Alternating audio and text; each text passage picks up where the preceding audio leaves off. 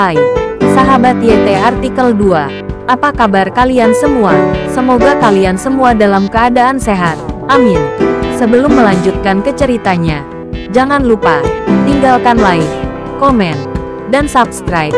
Karena dengan like dan komentar kalian, yang semakin membuat admin semangat mengupload lanjutan ceritanya.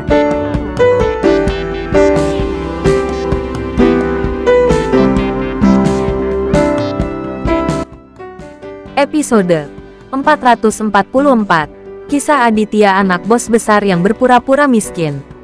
Tuan Aditya, mengapa Anda tidak mencari tempat bersembunyi yang aman untuk sementara waktu, sebelum saya mengamankan semuanya? Karisman berjalan ke arah Aditya saat ini dan berkata kepada Aditya. Aditya memandang Karisman. Dengan dia dan pasukan khususnya di sini, akan mudah untuk menangani kelompok pembunuh api merah.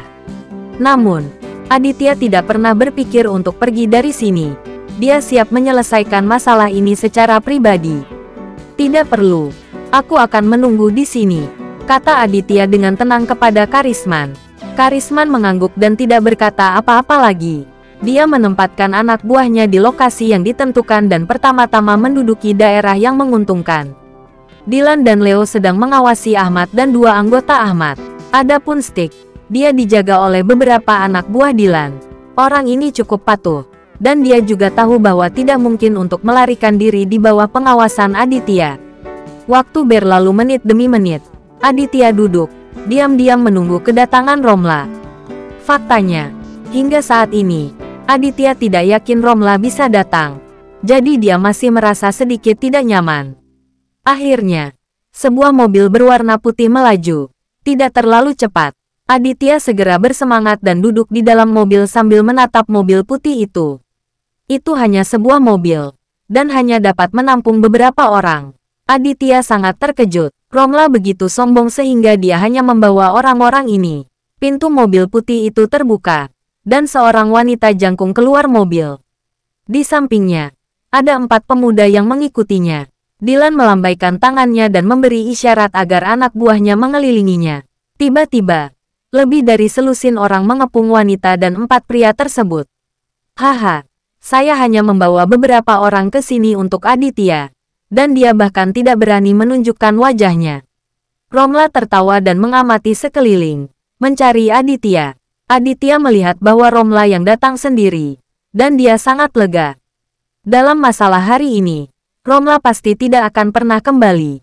Membuka pintu mobil, Aditya keluar dari mobil dan menghampiri Romla. Romla, keberanianmu tidak kalah dengan laki-laki, tetapi kamu tidak menggunakannya dengan serius. Aditya berkata kepada Romla, baiklah Aditya, aku tidak perlu kamu mengajariku bagaimana berperilaku. Mari kita bicara tentang bisnis. Romla menyembunyikan senyumnya dan ekspresinya menjadi serius. Aditya telah memperhatikan bahwa Romla saat ini sangat berbeda dari kesombongannya sebelumnya. Dan tidak lagi sombong. Sebenarnya, tidak ada lagi yang perlu dibicarakan. Kamu tidak dapat melarikan diri malam ini apapun yang terjadi, kata Aditya kepada Romla. Oke Aditya, masalah terbesarmu adalah kamu terlalu percaya diri. Aku khawatir kamu akan kecewa malam ini. Romla terkekeh dan menatap Aditya dengan sepasang mata pembunuh.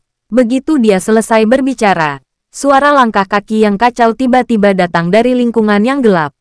Segera setelah itu, di bawah naungan sinar bulan, lebih dari 20 bayangan hitam menyerbu dari arah Romla. Tuan Aditya, hati-hati, wanita ini telah membawa banyak orang. Dylan mengingatkan Aditya dengan suara rendah. Aditya berdiri di sana dengan sangat tenang. Dia tahu bahwa Romla sedang menyiapkan keributan untuknya, tetapi siapa yang dia takuti? Dalam sekejap, lebih dari 20 anggota api merah sudah mendekat. Pada dasarnya, mereka semua memegang senjata khas api merah, seperti kait besi. Aditya, mohon bersikap bijak dan segera lepaskan anakku. Romla melirik ke arah Ahmad, yang dikendalikan oleh Dylan. Ketika dia melihat pergelangan tangan dan kaki Ahmad telah tertembak, matanya bersinar tajam lagi. Kamu pikir kamu bisa menantangku dengan membawa banyak orang bersamamu, kan? Kata Aditya dingin. Paling buruk. Aku tidak menginginkan anak laki-laki, tetapi kamu pasti akan mati di sini. kata Romla dengan keras kepada Aditya. Setelah mengatakan ini, Romla melambaikan tangannya ke belakang. Tiba-tiba, di antara banyak anggota klub api merah, dua orang yang memegang muatan mikro keluar. Saya melihat tidak ada di antara kalian yang dapat menahan penembakan muatan mikro. Romla tampak sedikit tertarik dan bertanya kepada Aditya. Bang, saat dua anggota api merah yang memegang serangan mikro hendak mengangkat senjata mereka dan membidik Aditya, kepala mereka terkena peluru pada saat yang sama. Dua penembak jitu itulah yang telah menyeret Gap dan ditembakkan oleh anggota Karisman dalam gelap. Dua mayat tergeletak di tanah. Jantung Romla berdetak kencang. Dia menyaksikan tanpa daya ketika dua anak buahnya terbunuh oleh tembakan di kepala. Apakah kamu masih ingin berkompetisi lagi? Aditya meletakkan tangannya di belakang punggungnya dan bertanya kepada Romla dengan tenang. Ibu, tolong bantu aku. Aku kehilangan banyak darah, kata Ahmad lemah. Ya, kaki anak ini mengeluarkan banyak darah, dan pergelangan tangan tempat dia tertembak juga mengeluarkan darah. Romla tidak lagi memiliki kesombongan. Ada dua muatan mikro di tangan kedua mayat itu, tetapi tidak ada yang berani membungkuk untuk mengambilnya karena ada penembak jitu dalam kegelapan yang sulit. Pendukung, penembak jitu yang menyergap dalam kegelapan hanyalah penembak jitu. Kamu belum menyerah. Kamu masih ingin melawan saya lagi. Aditya memandang Romla tanpa omong kosong.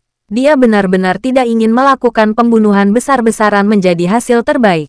Romla tetap diam. Tetapi dia tidak berani mengambil tindakan apapun karena dia tahu Aditya menginginkan nyawanya sekarang. Semua orang meletakkan senjatanya dan berjongkok di tanah dengan tangan di atas kepala. Pada saat ini, Karisman keluar dari kegelapan bersama beberapa anggota pasukan khusus. Melihat peralatan canggih di tangan Karisman dan lainnya, lebih dari 20 anggota klub api merah kehilangan semangat juang mereka. Dengan kait besi yang patah di tangannya, bagaimana dia bisa bertarung dengan anggota pasukan khusus ini? Letakkan senjatamu. Romla cukup masuk akal. Dia juga tahu bahwa jika dia terus melawan, beberapa orang di bawahnya akan pergi ke neraka. Lebih dari 20 anggota api merah semuanya meletakkan senjata mereka dengan patuh, mengikuti perintah Karisman, dan berjongkok di tanah dengan tangan di kepala. Itu pada dasarnya adalah kemenangan tanpa kehilangan darah, dan Aditya cukup puas dengan hasilnya. Aditya, saya, Romla bos dari klub api merah, telah mengakui kekalahan hari ini. Jika Anda menginginkan hidup saya, lakukan saja apapun yang Anda inginkan. Romla berkata dengan dingin kepada Aditya dengan ekspresi putus asa. Aditya memandang Romla dan sangat mengagumi keberanian wanita ini. Jika Ahmad tidak ditangkap, Romla mungkin tidak akan ditangkap sampai sekarang. Terlebih lagi, dalam situasi putus asa, Romla tidak memohon belas kasihan. Karena alasan ini, dia lebih baik daripada banyak pria. Kamu salah, aku tidak ingin mendapat masalah dengan wanita. Dan aku tidak pernah berpikir untuk mengambil nyawamu. Kamulah yang mencoba mengambil nyawaku.